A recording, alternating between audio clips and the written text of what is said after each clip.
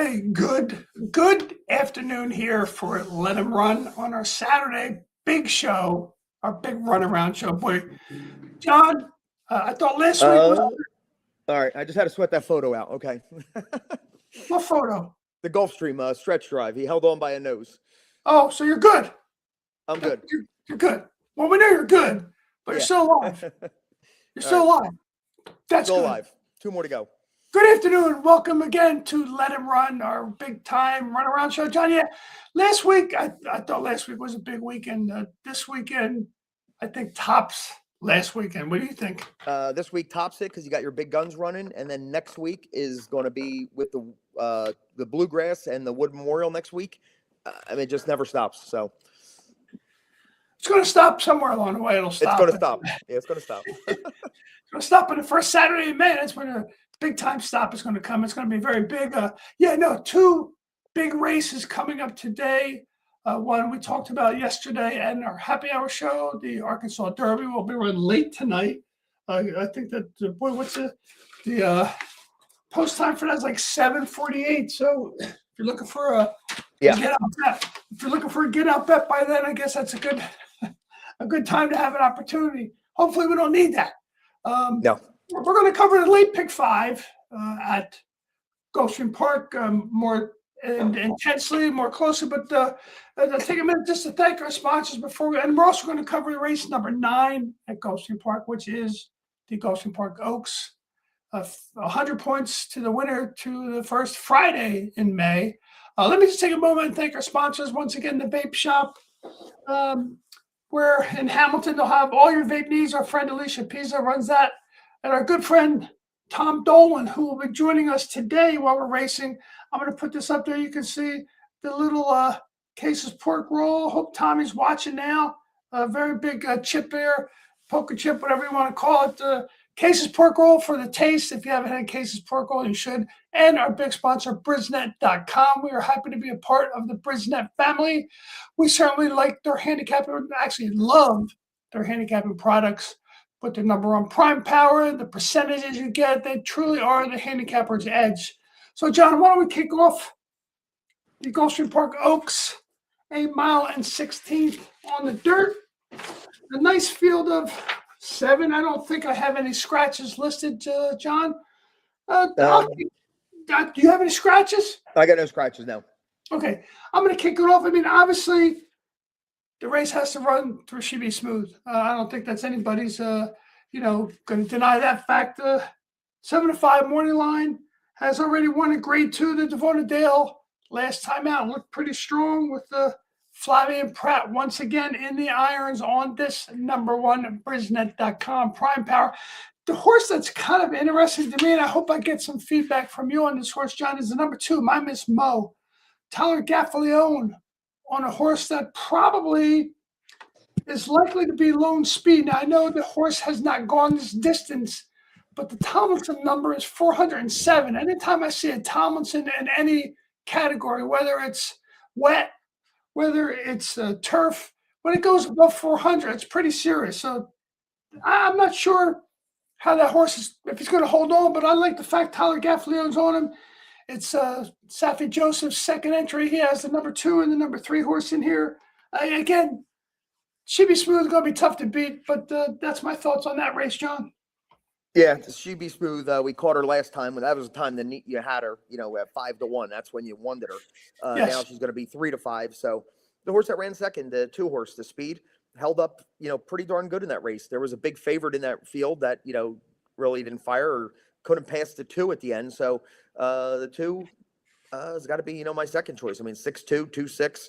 I'll give the 6, the 2 a little bit of chance to maybe turn the tables. The hot horse for Brad Cox, you got to watch the 5, Prom Queen. Won a major, ran second to She Be Smooth in her debut as the favorite. So just looks like a race between those 3.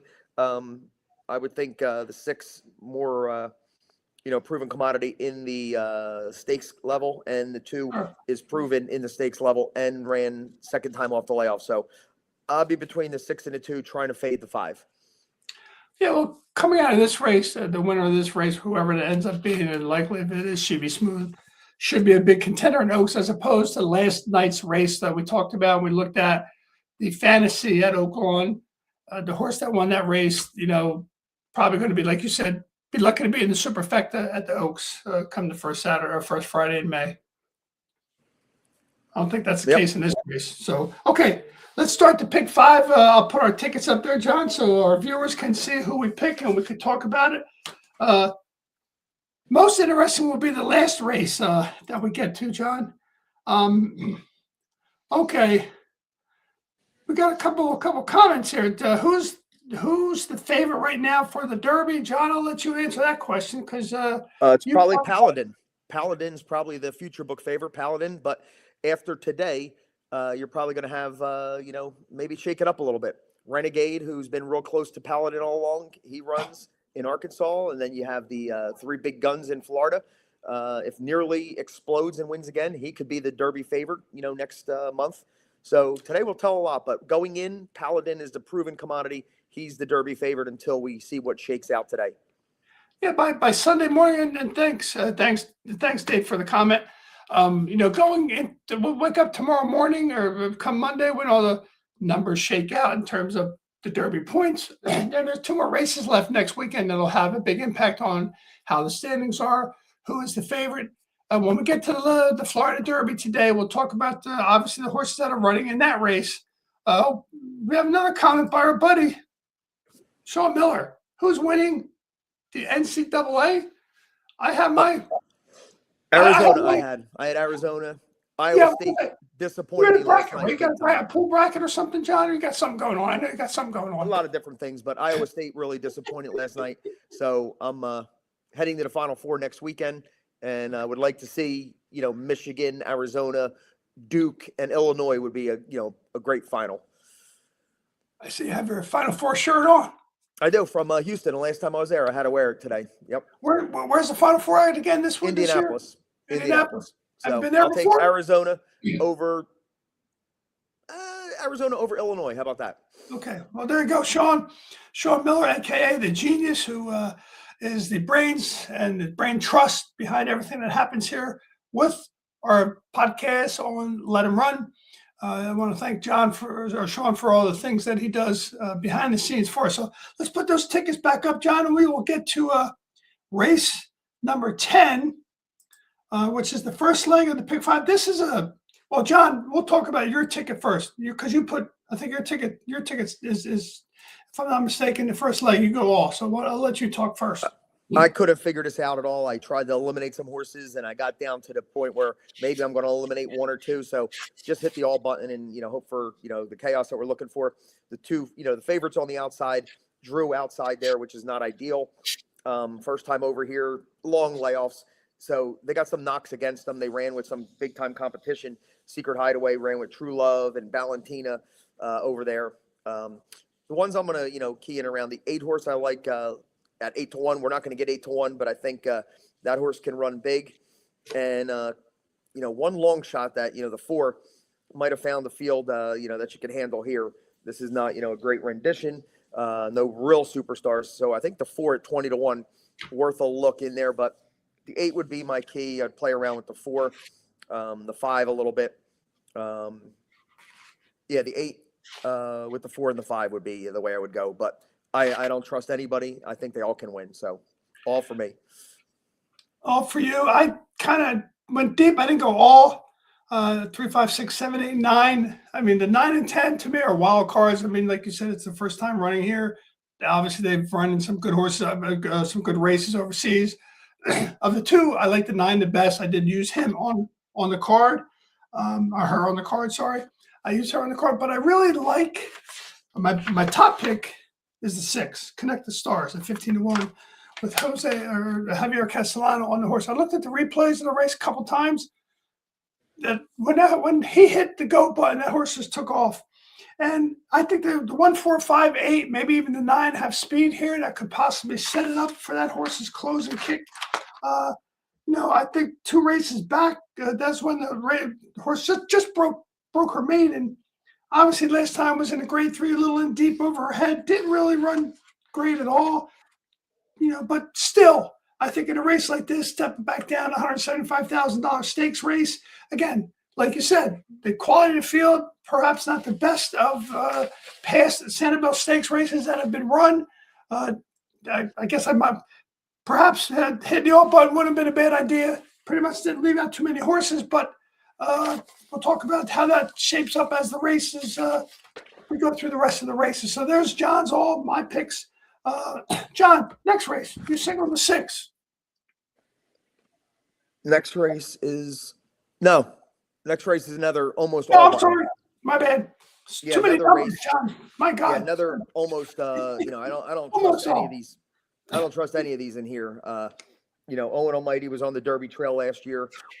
Always thought the 7 furlongs was, his best distance, but his last 2 races at the distance to end last year were not good.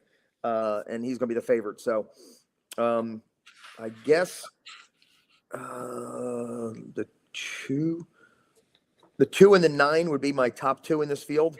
I would take, the 9. He just might be the best here, in the best form. Can he hold on at this, distance? Appears enough speed in here that could cause some havoc. So, Oh, yeah, big time. basically, use as many as you can in this race. If I had a key in on some, it would be the 2, 3, 2, 3, and 9. 2, 3, and 9. If you had to go shorter, they're my top 3. But I can make a case for too many of them here. So leave it at that. I went a little skin here. I went 3, 4, 9. I love the 3. Scotland, Mott, Alvarado hooking up again. They're not hooking up. They've been together quite a bit. I think that horse is a very good horse, and I think being dropped down into this grade, $175,000 stakes race. Previously, was running in some graded races. Was in the Forgo, came in second against Bookham Dano. I think this horse is sitting on a big race. I think Beaumont had this race in mind, which is funny to say, but he had some good workouts leading up to this race. Concrete Glory, obviously, speed, crazy speed. I think he's a little faster, quite frankly, than the number 9, Macho Music. I think those two, if they battle it out, and I want to talk about a horse dropping in class, the number 9, been in graded stakes races, grade 2, grade 1 races, and pretty much, held his own against Patch Adams, some other horses that certainly have run in some big races. 7 furlongs, always a tricky distance. I think the horse that has experience at 7 furlongs is going to come into play. Concrete Glory has won 5 out of 5 on 7 furlongs, and 10 of the 18 victories that horse has come at Gulfstream Park. So you're playing in his sandbox. So 5 for 5 at 7 furlongs gives me a little bit of a feeling like, okay, that horse has a 7 furlong gear that kind of gets him ready. So I went not as deep, 3, 4, 9. But hopefully we can both get by that leg and move on from there to race number 12, John, which is another stakes race. This is a 1.16 miles on the turf. This, John, I'm sorry, I jumped ahead for you. This is where you single the 6. Yeah, I had to go short somewhere, and I had to, I'm going to play a couple more on my own ticket. It's going to be a bigger ticket. We're going to go partners on, but I had a single somewhere to make it budget friendly, and the 6 would be my my best bet in this race. Almost won 4 in a row. Only took Lush Lips to derail him. So this mare should have had 4 in a row. 6 wins lifetime. 5 out of the 7 have been here at Gulfstream. 3 out of 4 at the distance. So one that you can be sure you're going to get a good run at, whether she gets that perfect trip on the grass here or not. But I would lean on the 6 to win. Other ones that I could definitely use are the obvious ones. The 1, the 3, the 4, 7, 10. You're not setting in any crazy ones there. So out of those, I'm going to try to lean on the 6 to get me by with nice stalking trip with Micah Husbands, because Pratt is. Who's Pratt on here? Pratt's on the 1, which I'm a little down on the 1. I mean, I don't think that's really this class yet. No, not yet. So a little bit slower. So I'm not really into the 1 that much, even though Pratt's going to take a lot of money. So I'll key in on the 6. Hopefully that gets me through. I can't disagree with you there. I mean, I had a few other horses I liked, but the 6, I had so many markers next to it. Like you said, 5 for 7 at Gulfstream Park, 3 for 4 at the distance. Uh, has an interesting pace early and late pace figure by U.S. time form. U.S. pace figure early and late are almost the same, high and almost the same. You don't see that very often. You usually see one very high, one very low, making a horse either a pace horse or a closer. When a horse has a figure where they're both about the same, I think that horse can kind of go any way it wants to go. And I think that scratching the 5, it gives the 3 a pretty decent chance to possibly get out front with T. Gaffel and that horse again. The horse is 2 for 2 at Gulfstream Park, 1 for 1 at the distance. That's a horse I used in my lineup where I have just 3 horses, the 3, the 4, and the 9. But I tend to agree. I think I'm sorry. Did I say the 9? I meant the 6. 1, 3, 6, 10. I have 1, 3, 6, 10. No, 3, 4, 9. I'm sorry. Sorry, 3, 4, Wow. 9. Anybody trying to follow Fred, good luck. Many numbers down there. I'm sorry, 3, 4, 9. But I think you're right, John. I think the 6, 1, 3, 6, 10. I use the 1 probably because of Pratt. The 1, 3, 6, 10. I don't think the 10. I think the 10 is the number 1 prime power. Castellanos on that horse. I'm not sure if there's enough speed in the race for that to close into. Candy Quest, strong horse, very good horse. So my ticket is 1, 3, 6, 10. When you mentioned the Pratt, he's probably going to draw money. Pratt, Chad Brown, certainly going to draw money. That horse, came from a tough post last time out. Went from outside to inside. That's always an angle. Some people look at a horse going from outside to inside. That's race 12. There's our ticket up there. Again, John signaled the 6. I went with the 1, 3, 6, 10. I think we both like the 6 quite a bit. Okay, let's get to one of my favorite type of races here, John. I'll let you jump in first. The 1.5 mile marathon race on turf, the Pan American Stakes, a grade 3 race for a $225,000 purse. John, who you like? Let's see. They're going in the gate right now for the $12 million Dubai World Cup. Okay. Obviously, Forever Young, the world's greatest horse, Breeders' Cup champ, is Let's the big check it favorite. out. Magnitude, who is the 2 horse who I took a shot with to turn the tables, and maybe Magnitude turns into that great, older handicap horse that we've been looking for. And hopefully he can continue. I love Magnitude. I hope Magnitude wins for you, John. That's who you got, right? Yeah, we need him pretty big, and we got a little saver to get some money back on the big favorite. But Magnitude for me, they didn't load yet, but I'll keep you updated as we go. But 13th race, the route here. Really don't love the favorite Farbridge. He's just so quirky, and you really got to ride him the whole time. Sometimes he's not into it, and other times he takes off. So that's just too questionable, and at that low price. The ones I like, the one should get a nice trip with Johnny Velasquez on the rail, has a pace advantage there, whether he's going to be on the lead as long as he could. And if Johnny V gets out there on a lone lead and he can, rock him to sleep, watch out, turn him for home. So the 1 would be my my key. The 7 I'll use very defensively. And I also like the 8 Echo Lane, maybe to, work out a trip and, come closing. But, who else can I use here? The 6, I mean, he's 3-1. I don't know. Yeah, I'll use yours. I faded on the 6. I didn't use him. I don't think I'm going to use him on my bigger ticket as well. I just don't see him at 3-1. So I would probably go to the 178 and try to get through. I don't know, what did I post up here on my ticket? 1678. Yeah. So I use them, but that would be one I would almost get rid of. But 1678, I don't see much past those 4. Well, we pretty much have almost the same ticket, except I let up. They're out of the gates, right, John? Out. Who do you have here? Oh, they broke already? You're watching? Yes, I got it with my phone. Oh, I'm watching it on TV. They just broke. You're ahead of me. Okay. Well, who do you got? What number? What number is the horse? Magnitude?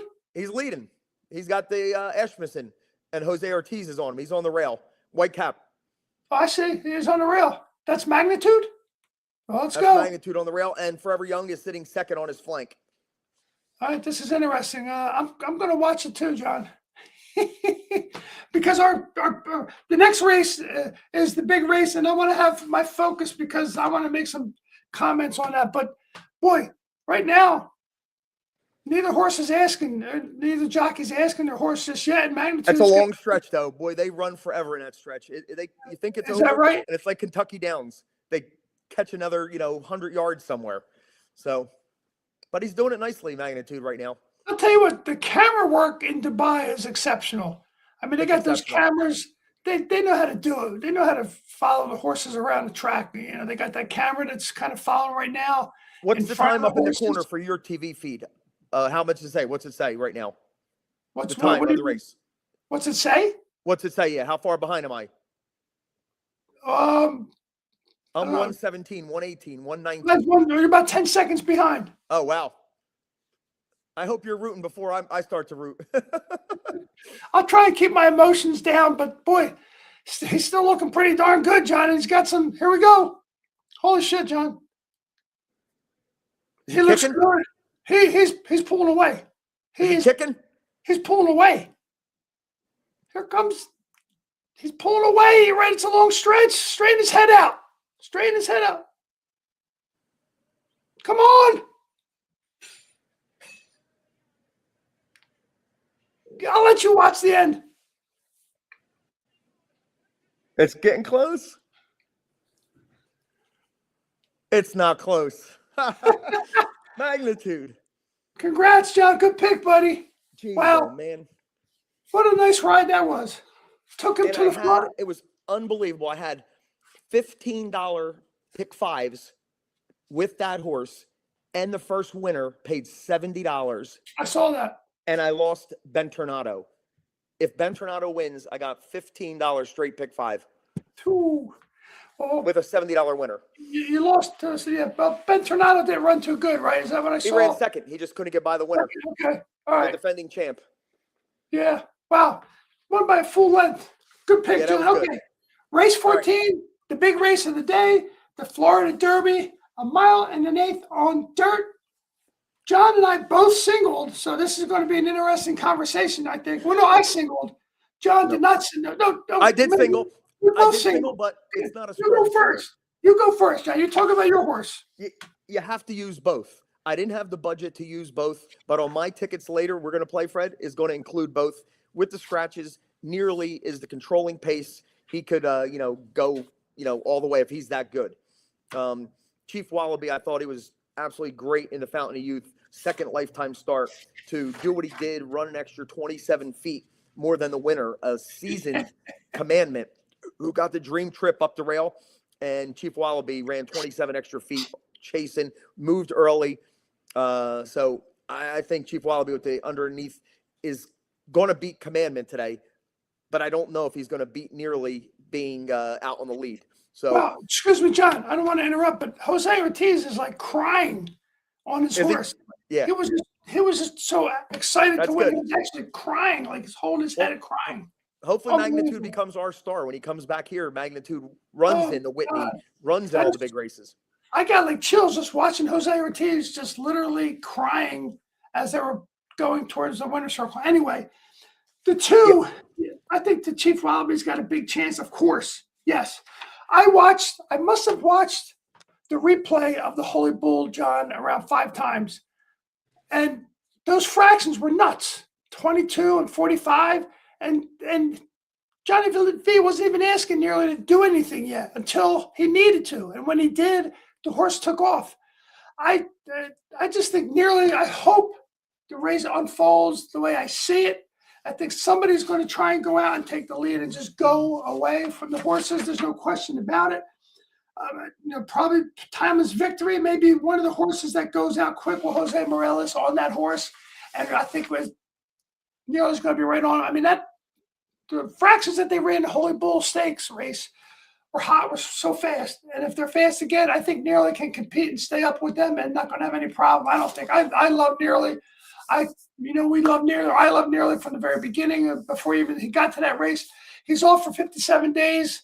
You think there's something to be said about that? Okay. Well, I think they set him up for this race. They're planning. He's working out great. He looks great. He's feeding great. All this good stuff. Just tremendous amount of preparation for this race. I think they're sitting on this race. He needs this race to get into the Derby because Let me see how many points. Okay, so Puma has 56 points. Chief Wallaby has 25 points. Commandment has 50 points. Nearly only has 20 points. He's got to win or come in second place to get in the Derby. And where's Chief Wallaby? 25 points. So both of them got to finish first, second. Well, Chief Wallaby probably needs maybe even third. He'll get 25 points or 30 points for third. He'll be okay. But nearly has to have, and well, Puma doesn't have to have, he's got 56 points. Commandment's got 50 points. Nearly needs this race. I don't think he's going to, okay.